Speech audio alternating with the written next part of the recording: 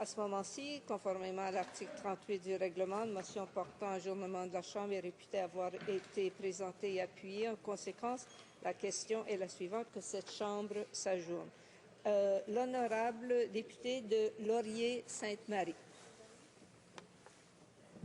Madame la Présidente, j'aimerais aujourd'hui donner suite à la question que j'ai posée en Chambre le 28 février, alors que je demandais au ministre s'il était au courant, avant même la mort tragique de Rémy Bourgard, de la crise grave qui secouait Droits et Démocratie.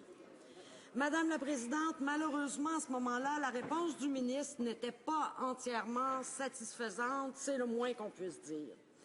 Et en fait, tout ce qui entoure la gestion récente de Droits et Démocratie est loin d'être satisfaisant et même plutôt troublant.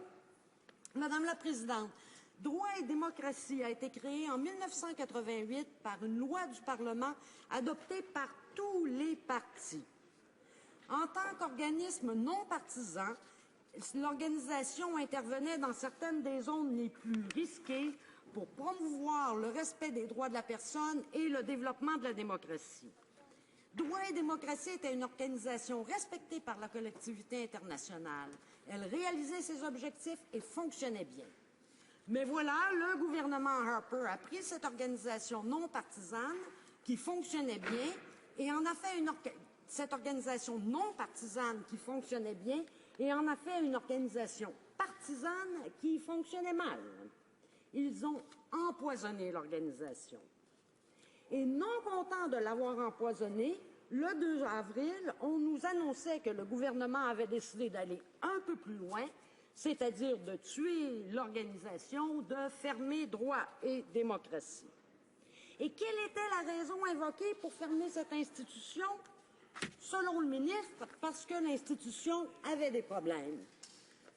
Malheureusement, Madame la Présidente, les problèmes que l'institution avait, c'étaient les problèmes que ce gouvernement a créés.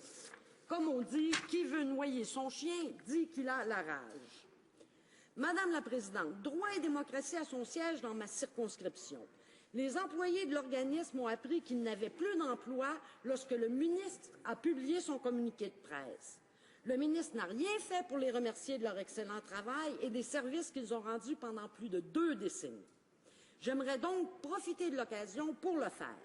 Je tiens à les remercier de leur travail. Je trouve qu'il est temps de reconnaître la contribution positive des gens qui ont fait marcher cet organisme, des gens qui méritaient qu'on les traite mieux que ce que leur a réservé le gouvernement.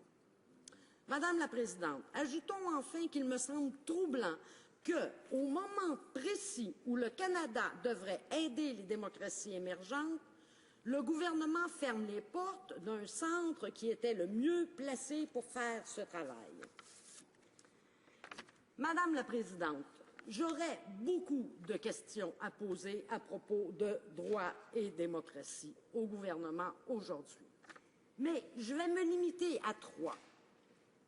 Madame la Présidente, le gouvernement avait-il depuis toujours l'intention de fermer ce centre? Pourquoi le fermer au lieu de simplement retirer les fauteurs de troubles du conseil d'administration et nommer des gens qualifiés pour faire fonctionner l'organisme?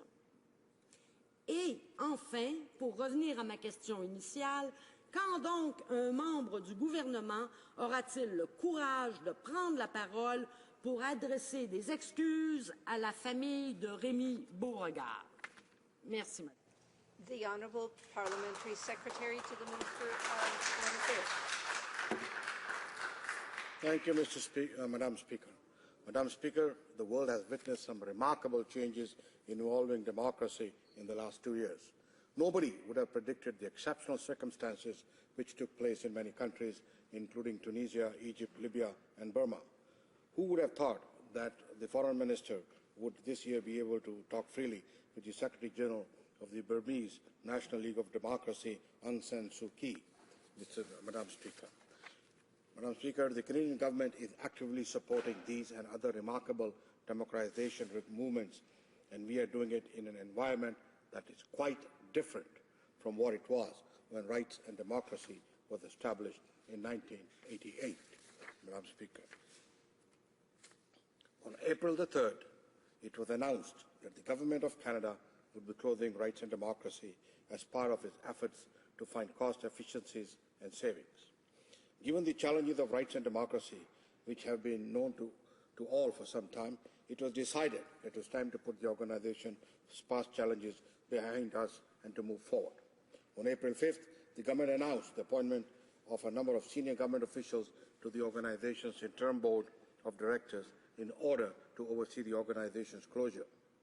Under the interim board's direction, Rights and Democracy is currently developing a plan to guide the timely, orderly termination of its programming abroad while seeking to minimize the impact on the ground. Madam Speaker, this decision does not change the commitment of the Government of Canada to promote not only democracy, but also freedom, human rights, the rule of law around the world.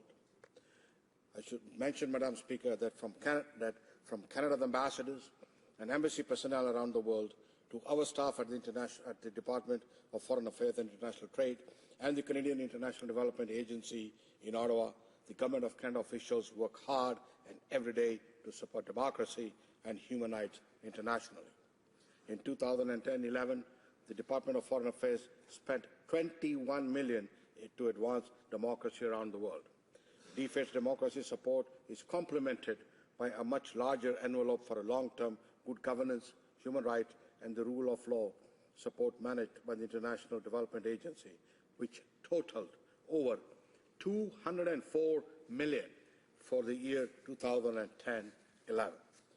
Madam Speaker, the challenges that the rights and democracy face, and under the new conditions that we were working under today, it is clearly time to move forward. The government is now looking at different tools that exist today so that drawing on Canadian experience, we can effectively support those remarkable and courageous people around the world who are working to claim their basic democratic right. Now, Madam Speaker, to add a personal touch to this thing, I was on the Foreign Affairs Committee when the issue of rights and democracy was brought in front of the committee, and we spent numerous hours and hours and hours of listening to testimony on this thing. First of all, to answer her question, Madam Speaker, no, the government had no intention of closing rights and democracy at that given time, Madam Speaker. But as things have evolved, it is now, as I've stated in my intervention, that it was cost-cutting measures, efficiency that we were seeking, and the problem that have occurred, and we felt this was the best course of action to take. Thank you, Madam Speaker. Honorable Députée de Laurier Ste-Marie. Merci, Madame la Présidente. Madame la Présidente, rappelons encore que les problèmes de droit et démocratie, c'était ce gouvernement qui les avait créés. Maintenant, le secrétaire parlementaire nous dit que le personnel diplomatique fait du travail de promotion de la démocratie. Bien sûr, Madame la Présidente, c'est pas nouveau, ça s'est toujours fait comme ça. Cependant, avant, on avait le personnel qui faisait ce travail, personnel qui, disons-le, avec les coupures sera moins nombreux, donc pour encore moins accomplir ce travail. Mais en plus du travail du personnel diplomatique, on avait une institution spécialisée qui avait l'expertise et qui pouvait faire un travail que le gouvernement ne peut pas faire, qui pouvait travailler dans des zones extrêmement difficiles aussi. Et là, cet atout supplémentaire qu'on avait avec Droits et Démocratie, une organisation à la fine pointe de la promotion de la démocratie, on perd un atout important à un moment crucial dans l'histoire contemporaine. Alors, so, Mr. Speaker, the Parliamentary Secretary is talking of moving forward. I see it as moving backward. The Honorable Parliamentary Secretary. Well, that's her opinion, Madam Speaker, but I can say very quite clearly that this government has made a decision taking everything into account. And as I pointed out to the honourable member, that I was on the Committee Foreign Affairs when we did a thorough study of rights and democracy. But as I have stated, things have changed. There has been a tremendous movement towards democracy around the world, and therefore, Madam Speaker, the government of Canada, having its commitment to promote democracy, freedom, human rights, and the rule of law internationally, Madam Speaker, will continue to work in close coordination with partners around the world to further these objectives. And so, Madam Speaker, the decision has been made to close rights and democracy, but that does not mean no promotion of democracies around the world. Thank you, Madam Speaker. L'honorable député de...